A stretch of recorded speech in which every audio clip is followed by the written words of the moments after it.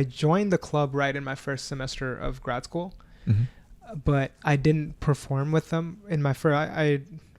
In my master's I did it for 3 semesters, and in the first 2 semesters I had taken a lot of courses, and my course load was very heavy, so I didn't really have the time to dedicate to comedy. I would just go once a week to their meetings and hang out with them, but I never really got a chance to perform it.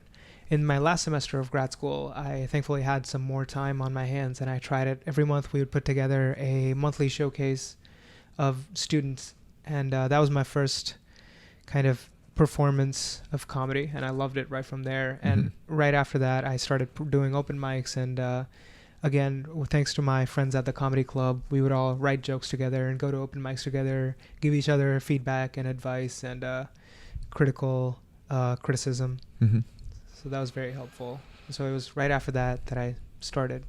So that first one went well for you. Oh yeah, it went so much better than I thought it would. Uh-huh. You know, people say that you're not supposed to like have a lot of notes when you perform, but I went up with 3 pages of paper with like all my jokes written word for word, and I was just reading them off the paper. I was so nervous, even though I had memorized the whole thing. Yeah. But it got a few laughs, and people found it reasonably funny, and I was like, oh, this feels amazing. I need to do more of this. So. Yeah, dude, I saw Tom Segura in Madison, Wisconsin one time. And Comedy on State? No, he did a theater there. I see. And he had a piece of paper. Like he didn't write out everything, but he would just use it to like check his bits, like to see. So it's like, yeah, you can totally do. I feel like it's like you can do whatever as long as it ends up being funny. That's true. Yeah. Or do you know William Montgomery? Yeah. He will like sometimes just read a joke, but it's like part of who he is. And yeah, exactly. Yeah, that is so cool. Yeah, because I've been a fan of stand-up for a while, and yeah, it's cool you had a way into it, and definitely like being in a community of people doing it is going to be huge in terms of continuing, because I could see where being a lone wolf and just going to open mics and feeling alone, like it would be so much easier to quit and to just give up at some point. For sure. Yeah.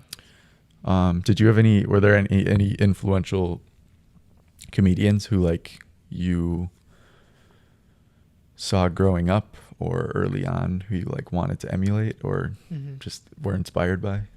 Yeah. So when I was in college, that was kind of when comedy started taking off in India. Before, I'd say 2012, there was no real scene in India to speak of. But after that, slowly people started coming in, and 2015, 2016 was kind of like an inflection point where the big players like Amazon and Netflix kind of entered the Indian stand-up market and started, producing specials there. And that was when, I saw a lot of stand-up comedy coming out of India itself. And I remember, Veer Das, I don't know if you've heard of him. He's a big Indian comedian who has also done a lot of shows and performed in America regularly, including like Conan and other late night shows. He was a big influence and I think inspiration for me. And Biswa Kalyanrath, he's also another Indian comedian who also is an engineer. So it was nice where he would talk about his experiences as an engineer and as a student of engineering, and that was very relatable to me. And his humor also is it